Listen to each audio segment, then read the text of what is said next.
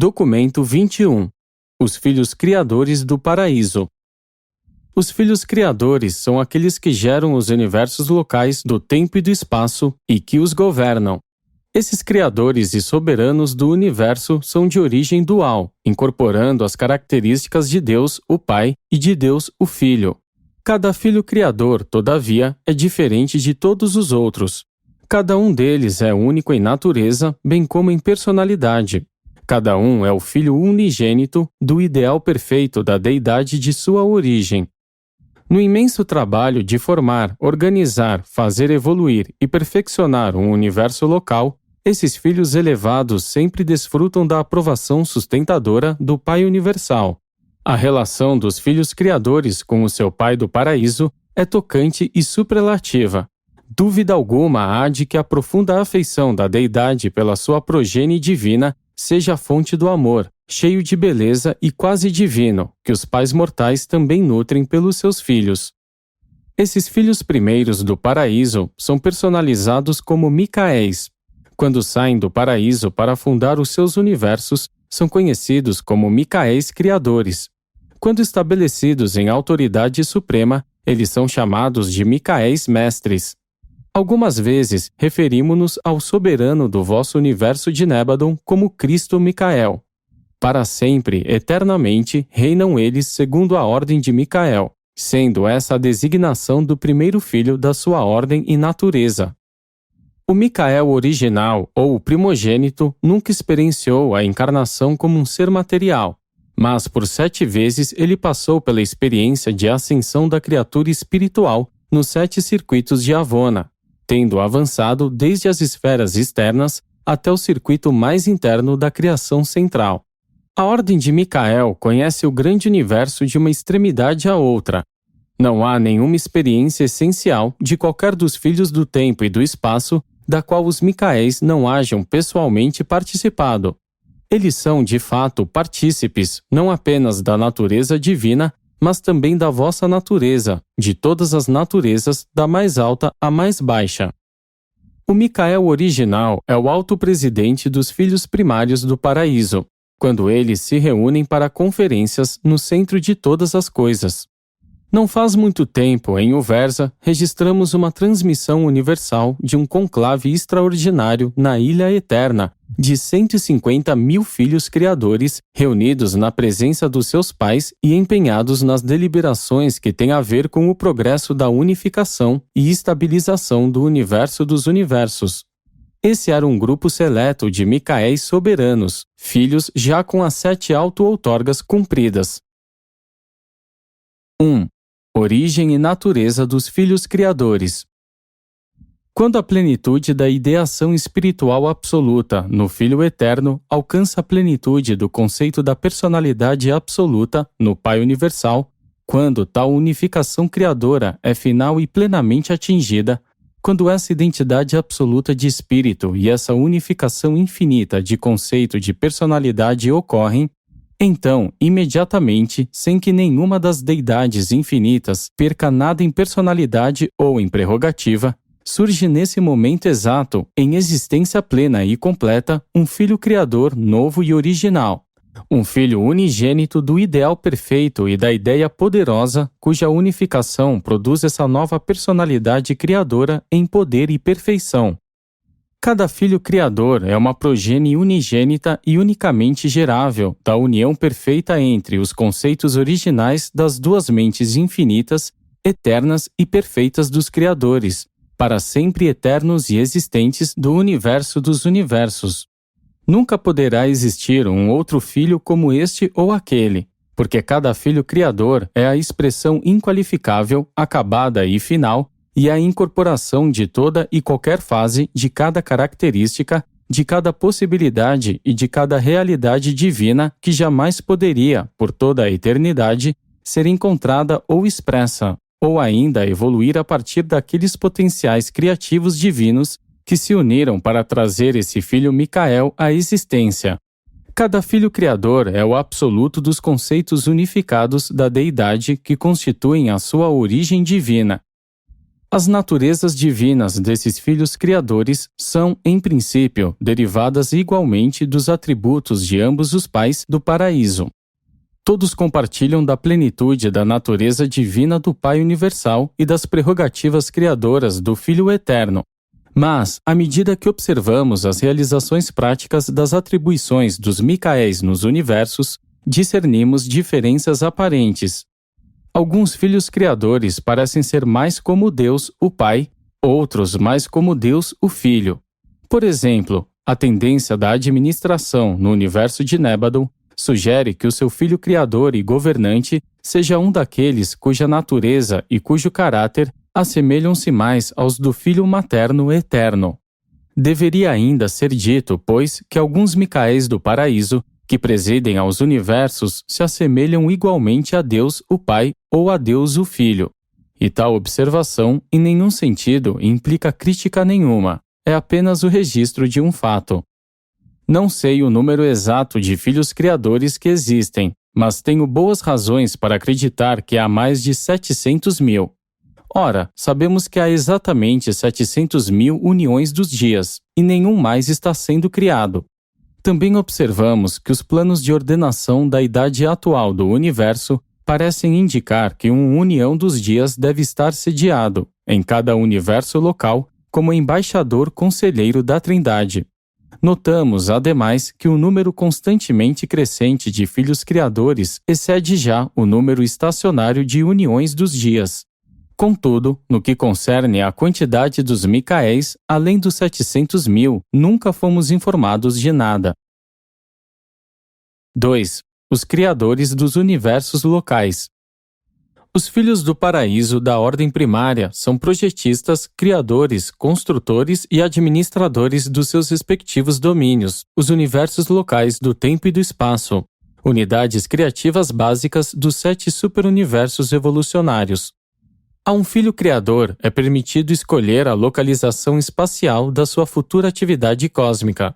Mas antes mesmo de que possa começar a organização física do seu universo, deve passar por um longo período de observação, devotado ao estudo dos esforços dos seus irmãos mais velhos em várias criações localizadas no superuniverso em que a sua ação foi projetada. Mas, antes mesmo de tudo isso, o filho Micael haverá completado a sua longa e única experiência de observação no paraíso e de aperfeiçoamento em Avona.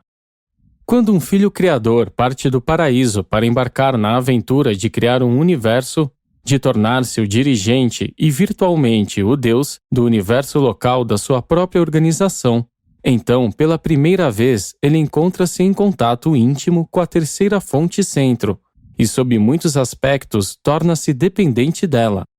O Espírito Infinito, ainda que habitando com o Pai e com o Filho, no centro de todas as coisas, está destinado a funcionar como o ajudante factual e efetivo de cada filho criador. Portanto, cada filho criador é acompanhado por uma filha criadora do Espírito Infinito, a qual é aquele ser que está destinado a tornar-se a ministra divina, o Espírito Mãe ou o Espírito Materno do novo universo local. A partida de um filho Micael, nessa ocasião, libera para sempre as suas prerrogativas de criador, das fontes e centros do paraíso, ficando sujeito apenas a certas limitações inerentes à pré-existência dessas fontes e centros e a certos outros poderes e presenças antecedentes. Entre essas limitações às prerrogativas todo-poderosas, por outro lado, como criador do Pai de um universo local, estão as seguintes. 1. A matéria-energia é dominada pelo Espírito Infinito. Antes que possam ser criadas quaisquer novas formas de coisas, grandes ou pequenas, antes de quaisquer transformações da matéria-energia sejam intentadas, um filho criador deve assegurar o consentimento e a cooperação do trabalho do Espírito Infinito. 2. Os projetos e tipos de criaturas são controlados pelo Filho Eterno. Antes que um filho criador possa engajar-se na criação de qualquer novo tipo de ser, de qualquer novo projeto de criatura, ele deve assegurar o consentimento do Filho Materno original e eterno. 3. A personalidade é projetada e outorgada pelo Pai Universal.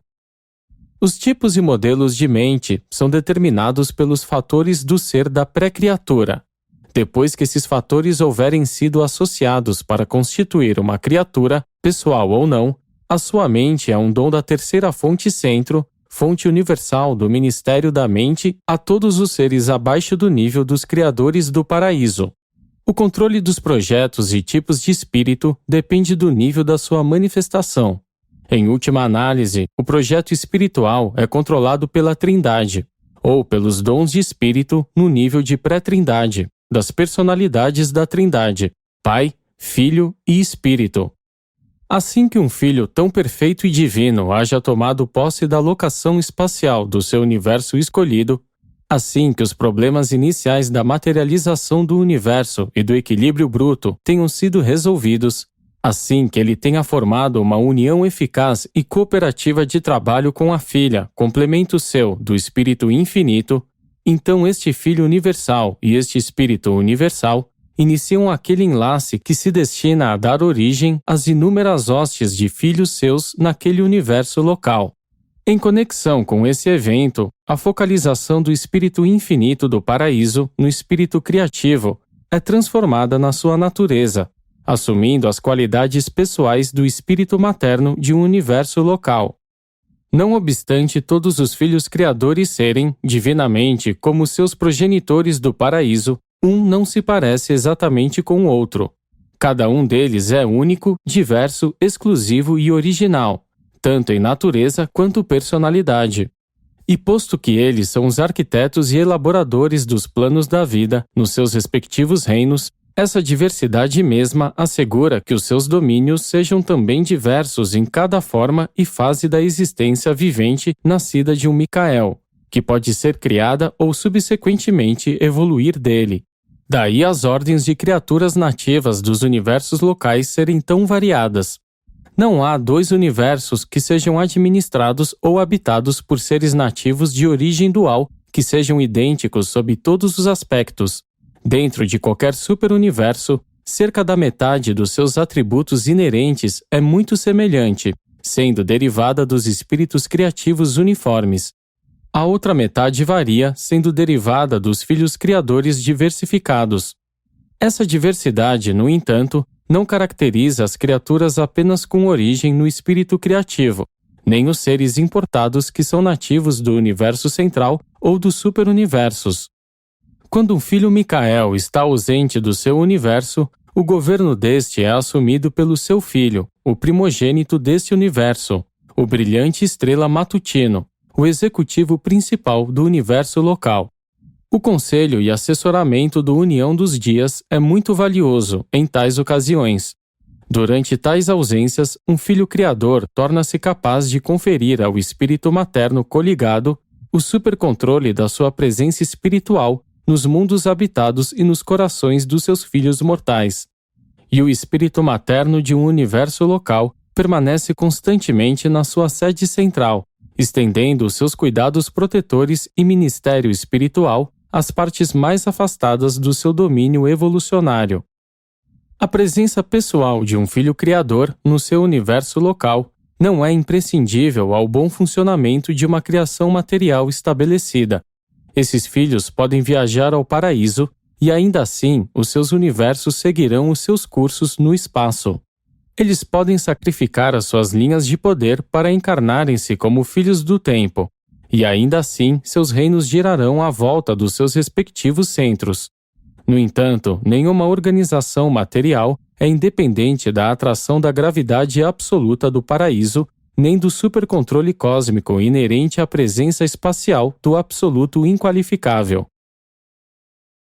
3. A soberania no universo local. A abrangência de um universo é dada a um filho criador por consentimento da Trindade do Paraíso, e com a confirmação do Espírito Mestre Supervisor do superuniverso considerado. Essa ação constitui como um título de posse física, um contrato cósmico de concessão. No entanto, a elevação de um filho Micael, do seu estágio inicial e autolimitado de governo, a supremacia experiencial de soberania autoconquistada, vem como resultado das suas próprias experiências pessoais no trabalho da criação do universo e das auto-outorgas em encarnações. Até a realização da soberania conquistada por meio das auto-outorgas, ele governa como um vice-regente do Pai Universal. Um filho criador poderia pleitear a sua ampla soberania sobre a sua criação pessoal a qualquer momento, mas, sabiamente, ele escolhe não o fazer.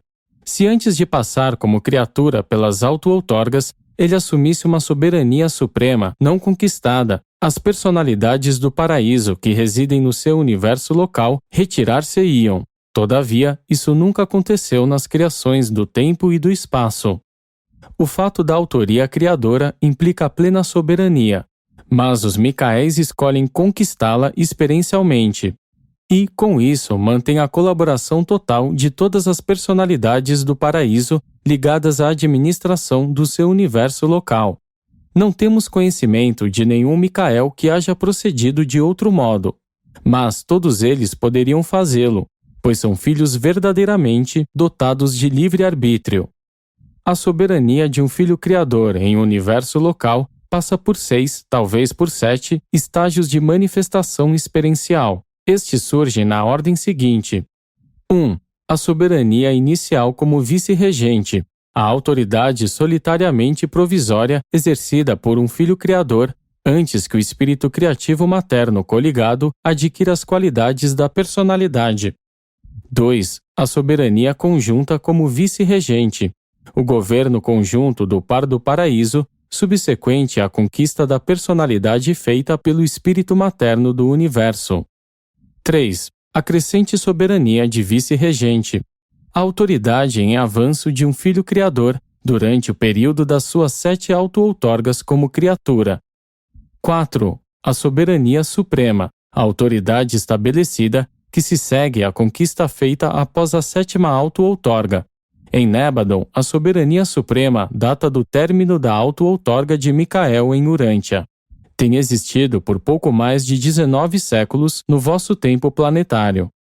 5. A crescente soberania suprema, o relacionamento avançado que surge depois do estabelecimento em luz e vida de uma maioria dos domínios das criaturas. Este estágio pertence a um futuro, ainda não realizado, do vosso universo local. 6. A soberania trinitária, aquela que é exercida subsequentemente ao estabelecimento do universo local inteiro em luz e vida. 7. A soberania não revelada, as relações desconhecidas de uma idade futura no universo.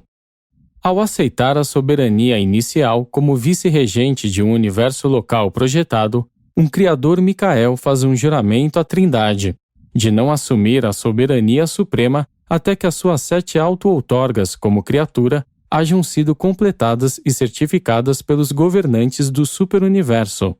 No entanto, se um filho Micael não pudesse, segundo a sua vontade, pleitear tal soberania não conquistada, não teria sentido prestar o juramento de não o fazer. Mesmo nas eras de pré-outorgas, um filho criador governa o seu domínio quase supremamente, quando não há nenhum desacordo entre quaisquer das suas partes. A limitação do governo dificilmente manifestar-se-á se a soberania não for jamais desafiada. A soberania exercida por um filho criador antes das auto-outorgas em um universo sem rebelião não é maior do que em um universo com rebelião. Mas, no primeiro caso, as limitações à soberania não são aparentes, no segundo, elas o são. Se a autoridade ou a administração de um filho criador chegar a ser contestada, atacada ou posta em perigo, ele está eternamente comprometido a manter, proteger, defender e, se necessário, recobrar a sua criação pessoal. Esses filhos podem ser perturbados ou molestados apenas por criaturas da sua própria criação ou por seres mais elevados da sua própria escolha. Poderia ser inferido que os seres mais elevados, aqueles originários de níveis acima de um universo local, muito provavelmente não causariam problemas a um filho criador, e isso é verdade. Mas eles poderiam fazê-lo se escolhessem assim fazer. A virtude é volitiva na personalidade. A retidão não é automática nas criaturas com livre-arbítrio. Antes de completar a sua carreira de auto-outorgas, um filho criador governa sob certas limitações autoimpostas à própria soberania. Mas, após terminar o seu serviço de auto-outorgas, ele governa pela virtude da sua experiência factual, recebida e feita na forma e à semelhança das suas múltiplas criaturas. Quando um criador houver vivido por 7 vezes entre as suas criaturas, quando a carreira de auto-outorgas se der por terminada, então ele estará supremamente estabelecido na autoridade do universo. Ter-se-á transformado em um filho-mestre, um governante soberano e supremo. A técnica de obter a soberania suprema sobre um universo local envolve os 7 passos experimentais seguintes. 1. Penetrar, experiencialmente, em 7 níveis de existência da criatura, mediante a técnica da auto-outorga de encarnação à semelhança das criaturas do nível em questão. 2. Fazer uma consagração experiencial a cada fase da vontade cétupla da deidade do paraíso, tal como é personificada nos 7 espíritos mestres. 3. Atravessar cada uma das 7 experiências nos níveis da criatura, simultaneamente com o cumprimento de uma das 7 consagrações à vontade da deidade do paraíso. 4. Em cada nível da criatura, retratar experiencialmente o auge da vida da criatura para a deidade do paraíso e para todas as inteligências do universo. 5. Em todos os níveis da criatura, revelar experiencialmente uma fase da vontade cétupla da deidade, para o nível da auto-outorga e para todo o universo.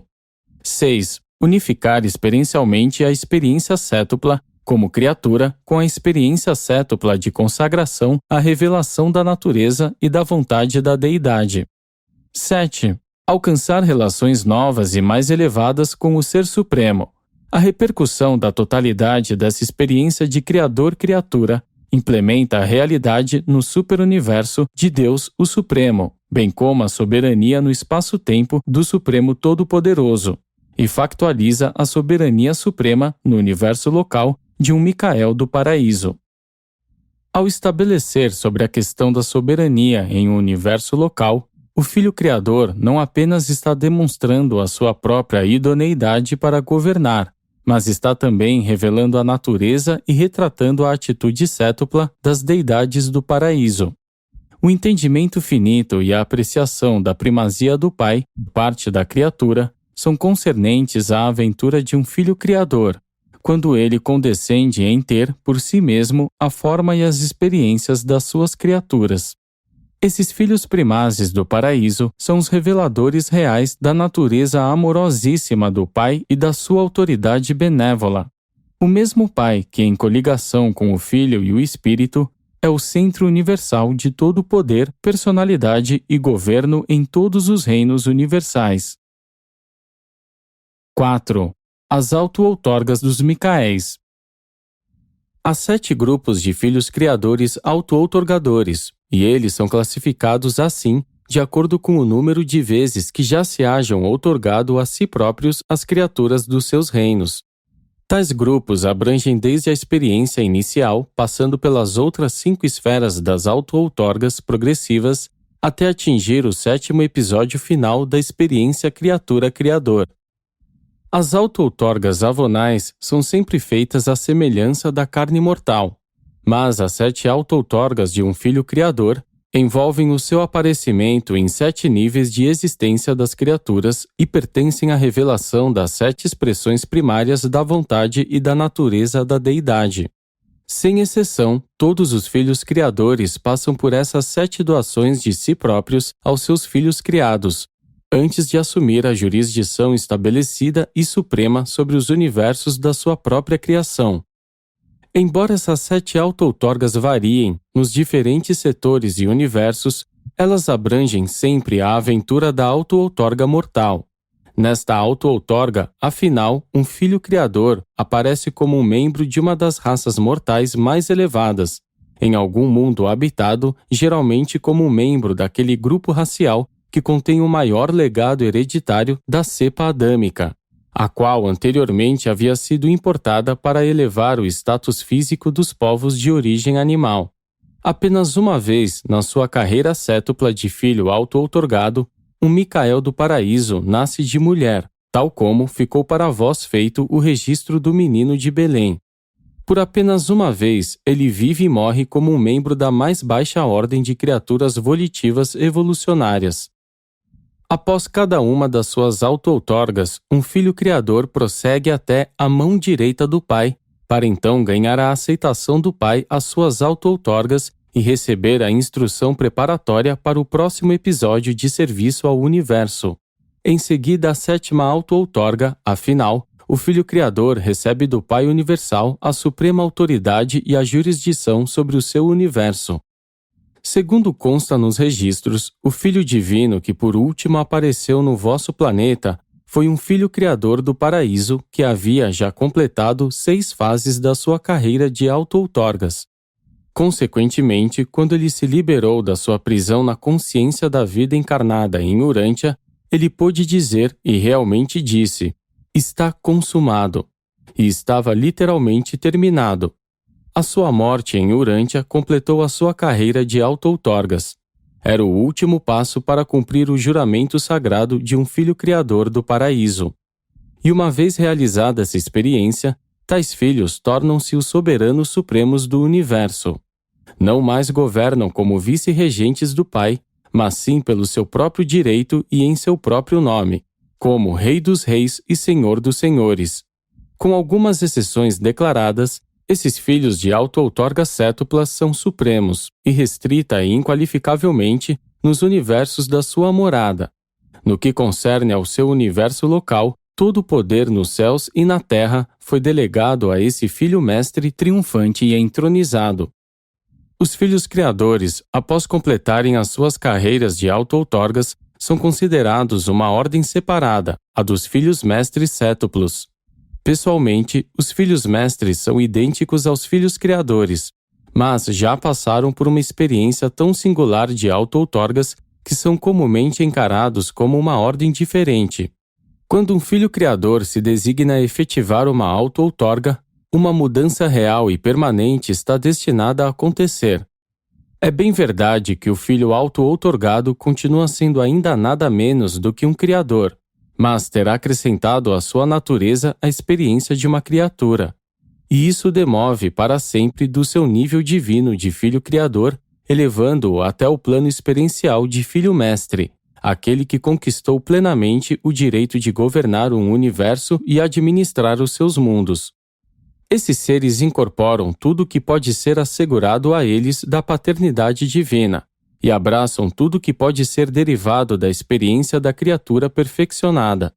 Por que deveria o homem lamentar-se da sua baixa origem e da sua carreira evolutiva forçada, quando os próprios deuses devem passar por experiências equivalentes antes de serem considerados experiencialmente condignos e, final e completamente, competentes para governar os seus domínios no universo? 5. A relação dos filhos mestres com o universo. O poder de um Micael mestre é ilimitado porque é derivado da coligação experienciada com a Trindade do Paraíso. É inquestionável porque é derivado da experiência factual de como as criaturas sujeitam-se à própria autoridade daquele filho. A natureza da soberania de um filho criador cétuplo é suprema, pois ela 1. Abrange o ponto de vista cétuplo da deidade do paraíso. 2. Incorpora uma atitude cétupla das criaturas do espaço-tempo. 3. Sintetiza perfeitamente a atitude do paraíso e o ponto de vista da criatura. Essa soberania experiencial, assim sendo, é todo inclusiva da divindade de Deus, o cétuplo, e culmina no Ser Supremo. E a soberania pessoal de um filho cétuplo é como a soberania futura do Ser Supremo, a ser completada em algum tempo, abrangendo como faz o conteúdo mais pleno possível e manifestável do poder e autoridade da Trindade do Paraíso dentro dos limites tempo-espaciais envolvidos. Com a realização da soberania suprema no universo local, o poder e a oportunidade de criar tipos inteiramente novos de criaturas e de seres deixa de ser do filho Micael durante a era presente do universo. Todavia, a perda do poder de um filho mestre, de originar ordens inteiramente novas de seres, de nenhum modo interfere com o trabalho estabelecido já em processo do desdobramento da elaboração da vida. Esse vasto programa de evolução do universo continua sem interrupção ou saltos de encurtamento. A aquisição da soberania suprema feita por um filho mestre implica a responsabilidade, por meio da devoção pessoal, de fomentar e administrar aquilo que já foi projetado e criado, e aquilo que irá ser produzido subsequentemente por aqueles que tiverem sido, para isso, designados e criados. Com o tempo, poderá-se-á desenvolver uma evolução quase infindável de diversos seres, mas nenhum modelo ou tipo novo de criatura inteligente originar-se-á diretamente de um filho mestre a partir de então. Esse é o primeiro passo, o começo de uma administração estável ou estabelecida em qualquer universo local. A elevação de um filho auto-outorgador à soberania inquestionável do seu universo significa o começo do fim da incerteza e da relativa confusão de toda a humanidade. Posteriormente a esse evento, aquilo que não puder em nenhum momento ser espiritualizado, certamente irá desorganizar-se. Aquilo que não puder ser em algum momento coordenado à realidade cósmica, irá finalmente ser destruído. Quando as reservas de misericórdia sem fim e de paciência inominável se houverem exaurido, em um esforço de ganhar a lealdade e a devoção das criaturas volitivas dos reinos, a justiça e a retidão prevalecerão. Aquilo que a misericórdia não puder reabilitar, a justiça finalmente irá aniquilar. Os Micaéis mestres são supremos nos seus próprios universos locais, uma vez que se hajam instalado como governantes soberanos. As poucas limitações ao seu governo são aquelas inerentes à pré-existência cósmica de certas forças e personalidades. Para tudo mais, esses filhos mestres são supremos em autoridade, responsabilidade e poder administrativo nos seus respectivos universos. São como criadores e deuses virtualmente supremos em todos os sentidos. Nada ultrapassa ou escapa à sua soberania no que diz respeito ao funcionamento do seu universo. Após a sua elevação à soberania estável de um universo local, o Micael do Paraíso tem o controle pleno de todos os outros filhos de Deus que funcionam no seu domínio. E ele pode governar livremente de acordo com o seu conceito das necessidades dos seus reinos. Segundo a sua vontade, um filho mestre pode variar a ordem de julgamento espiritual e ajustamento evolucionário dos planetas habitados. E esses filhos fazem e executam os planos da sua própria escolha em todas as questões envolvendo as necessidades planetárias especiais e, em particular, no que diz respeito aos mundos nos quais tiveram permanência e, mais ainda, sobretudo, no que concerne ao reino da auto-outorga terminal, o planeta da sua encarnação à semelhança da carne mortal. Os filhos mestres parecem estar em comunicação perfeita com os mundos que receberam as suas auto-outorgas, não apenas com os mundos da sua permanência pessoal, mas com todos os mundos onde um filho magisterial haja auto-outorgado a si próprio. Esse contato é mantido pela sua própria presença espiritual, o Espírito da Verdade, que eles são capazes de verter sobre toda a carne. Esses filhos mestres também mantêm uma conexão ininterrupta com o Filho Materno Eterno, no centro de todas as coisas. Eles possuem um alcance compassivo advém de todos os níveis, desde o Pai Universal, no alto, até as raças menos elevadas da vida planetária nos reinos do tempo. 6. O destino dos Micaéis mestres. Ninguém poderia, com autoridade final, ter a presunção de discutir as naturezas nem os destinos dos soberanos mestres sétuplos dos universos locais. Contudo, todos nós refletimos muito sobre essas questões. Foi-nos ensinado e acreditamos que cada Micael do Paraíso é o absoluto dos conceitos da deidade dual da sua origem. Assim, ele incorpora as fases factuais da infinitude do Pai Universal e do Filho Eterno. Os Micaéis devem ser parciais em relação à infinitude total, mas são provavelmente absolutos em relação àquela parte da infinitude envolvida na sua origem. Contudo, à medida que observamos os seus trabalhos na era presente do universo, não detectamos nenhuma ação que seja mais que finita.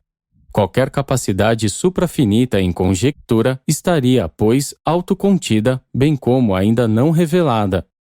O cumprimento das carreiras de auto-outorga como criaturas e a elevação à soberania suprema em um universo e para um Micael devem significar a liberação completa das suas capacidades para ações finitas, acompanhada do surgimento da capacidade para o serviço mais que finito. Pois, a esse respeito, notamos que esses filhos mestres são, então, limitados na produção de novos tipos de seres criaturas, restrição esta que se faz necessária, sem dúvida, em vista da liberação das suas potencialidades suprafinitas. É altamente provável que esses poderes criadores, não desvelados, permaneçam autocontidos em toda a idade presente do universo. Contudo, em algum momento do futuro distante, nos universos do espaço exterior, ora em mobilização, acreditamos que o enlace entre um filho mestre e a ministra divina, o espírito criativo materno do 7º estágio, possa atingir níveis absonitos de serviço, acompanhados do surgimento de coisas, significados e valores novos nos níveis transcendentais de significação última universal.